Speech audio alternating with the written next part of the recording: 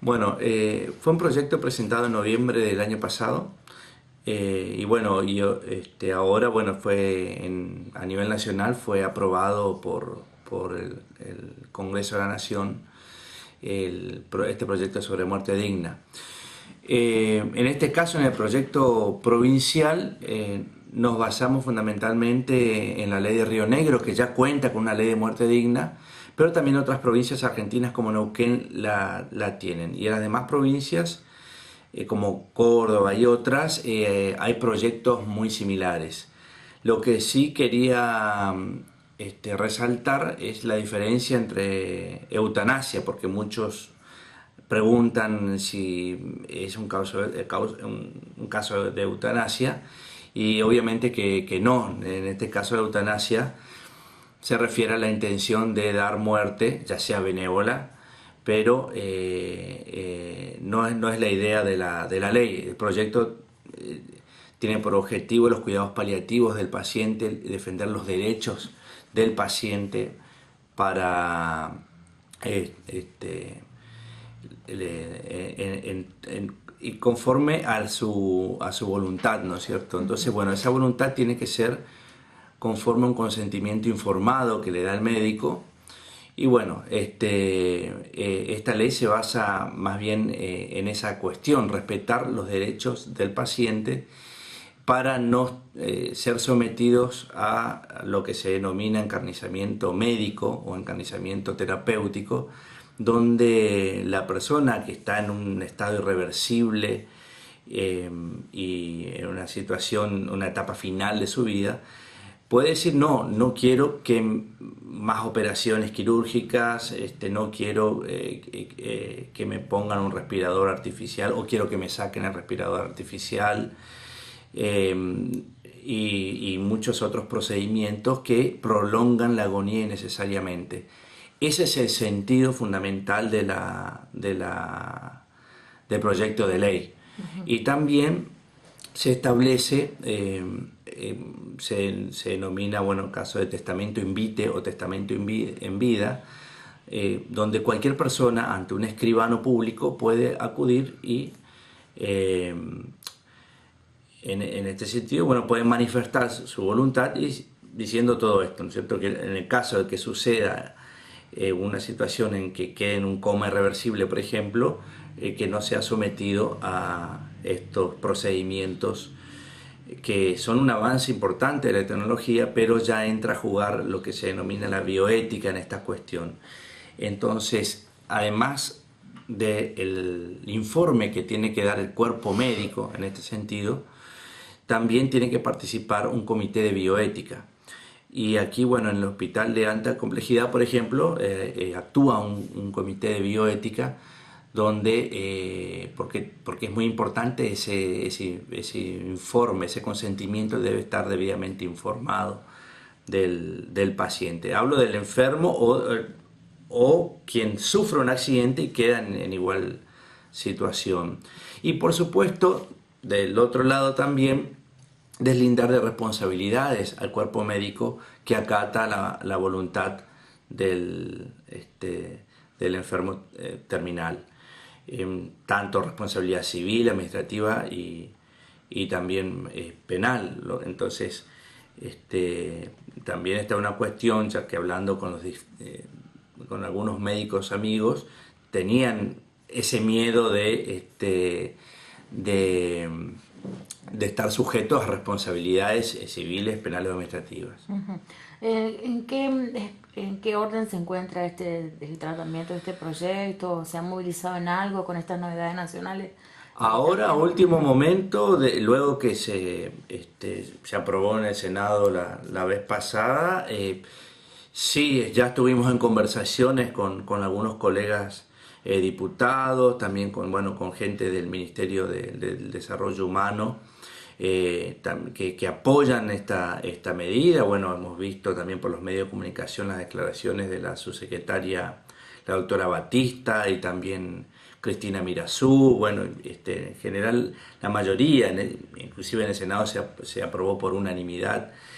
Y Sí, estamos en contacto, pero el proyecto, bueno, ha sido presentado, pero no sabemos si, no sabemos todavía si se va a tratar ese proyecto o se va a presentar otro o qué es lo que va a ocurrir. También, bueno, eso es lo que se viene hablando con los distintos legisladores, porque es una cuestión de muchísimo debate, la cuestión de la muerte digna, y donde tienen que participar también distintos sectores de la sociedad civil bueno, y por supuesto los diputados, que son los que tienen que trabajar y votar este proyecto de ley. Pero no necesariamente tiene que ser este proyecto de ley que ha sido presentado en noviembre del año pasado, sino también el aporte de otro, o modificar, trabajarlo en comisión y modificarlo.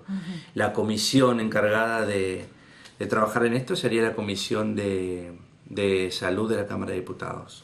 En otro orden de cosas, bueno, tenemos entendido que se estuvo trabajando también con la presentación de un proyecto que tiene que ver con filiación, ¿no? Como cuesta muchísimo Claro, poder sí. concretar los análisis de ADN, los costos, en este caso varían según el ingreso familiar, pero son muy altos en general. Y queríamos saber en qué se avanzó en ese sentido en la presentación de lo que sería la Sí, idea parlamentaria. sí, nos basamos fundamentalmente en los pedidos de muchas mamás bueno, que lamentablemente se tienen que hacer cargo de sus hijos solas, donde el padre está ausente y, y no cumple con sus obligaciones de padre, que es dar alimentos a sus hijos, entre otras cosas. Entonces, bueno, en ese sentido, bueno, todos los estudios que tengan que ver con los juicios de filiación que se tramitan aquí en el Tribunal de Familia de la provincia de Formosa, que son la mayor cantidad de casos que existen, se torna muy oneroso, y generalmente son familias muy humildes, y bueno, y la mamá no puede afrontar estos gastos. Entonces hemos presentado un proyecto de ley para lograr la gratuidad para este tipo de estudios. Se financia obviamente por las tasas de justicia y dejamos también al Superior Tribunal de Justicia para que que vea el modo de implementar estas medidas. Sí. En lo que se relaciona con la implementación de esta idea en otros puntos del país, ¿hay antecedentes o estaríamos generando así?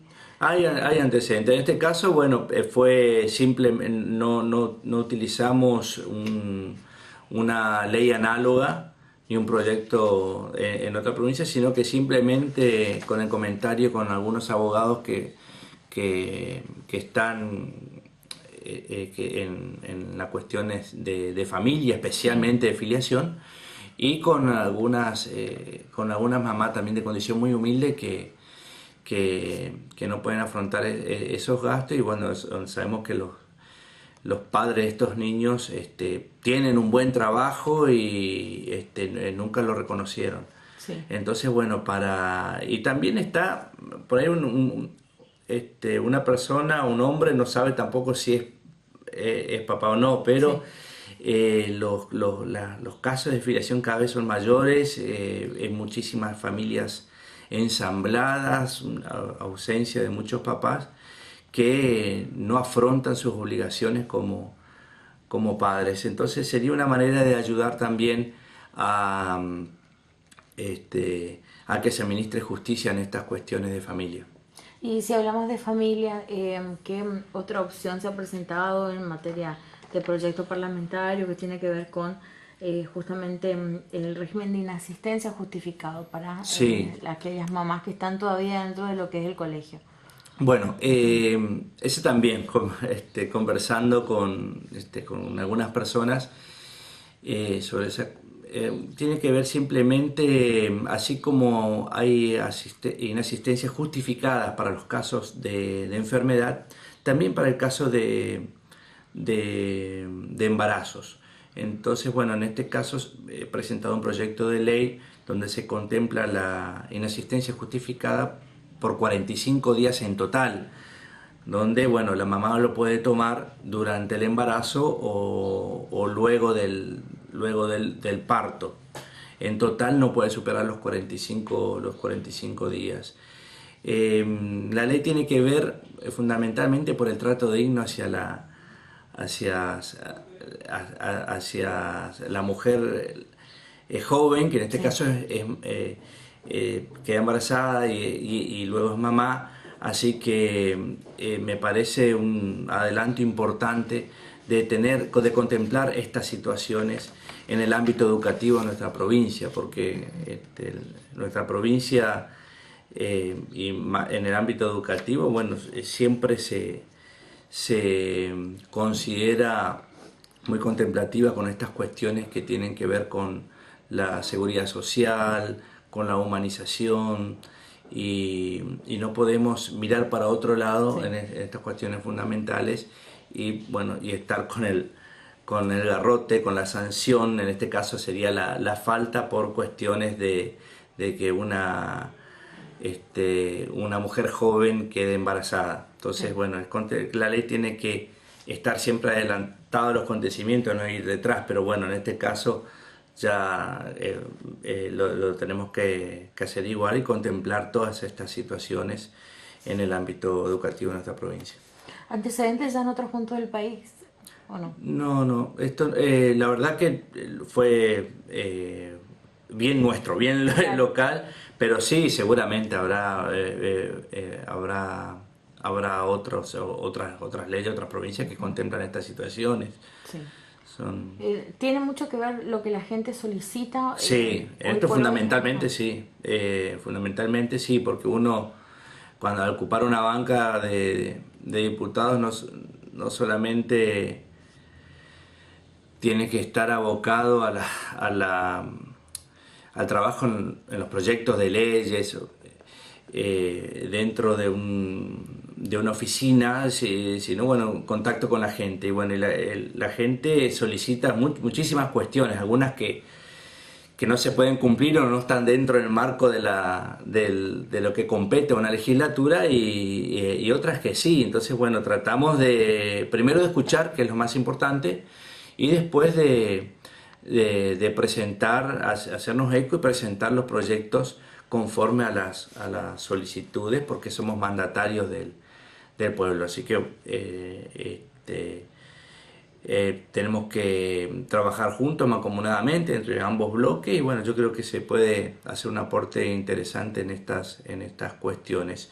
Otro proyecto que quisiera resaltar es sobre el registro No Llame, donde bueno, simplemente tiene que ver con los derechos del usuario y consumidor. En este caso, en cuanto al adelanto de la tecnología, donde cada persona tiene en su mano un celular, donde la comunicación cada vez es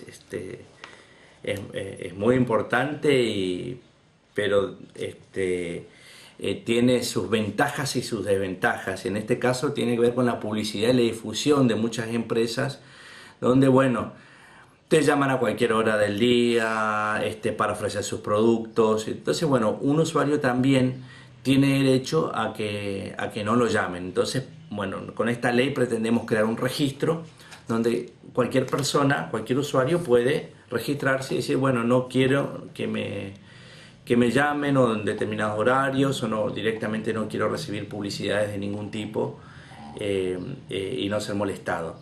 Entonces, bueno, también ya empezamos a encarar la defensa del usuario en el ámbito de la telefonía, y bueno, y seguramente se irá ampliando. Esto sí existe ya en otras provincias y generalmente en ciudades urbanas más grandes, donde es mucho más intenso el acoso de las publicidades de las empresas sin respetar la intimidad del usuario.